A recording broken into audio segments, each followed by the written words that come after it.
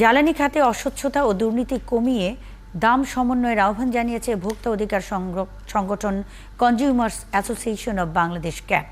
বৃহস্পতিবার ঢাকা রিপোর্টার্স ইউনিটিতে এক সংবাদ সম্মেলনে একথা বলেন ক্যাবের সভাপতি। তিনি বলেন, জ্বালানি খাত নিয়ে আন্তর্জাতিক মুদ্রা তহবিল সহ দাতা সংস্থাগুলোর ভর্তুকি কমানোর যে পরামর্শ দিয়েছে, এর বিপরীতে জ্বালানি খাতে অস্বচ্ছতা ও দুর্নীতি কমিয়ে দাম সমন্বয় করা দরকার।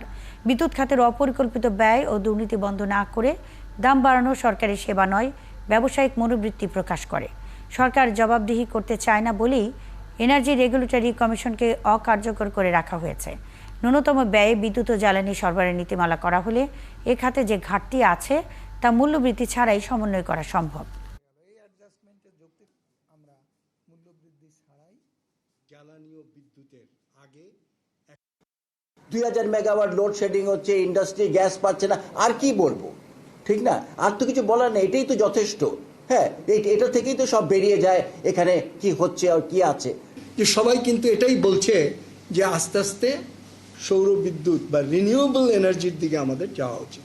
IMF এর দ্বারস্থ হওয়াটাকেই আমার কাছে মনে হয়েছে একটা আমাদের অর্থনীতির জন্য, আমাদের দেশের সামগ্রিক উন্নয়নের যে অবস্থা, এই অবস্থাটাকে আরও সংকটাপন্ন করার একটা রাস্তা আমরা খুলে দিয়েছি।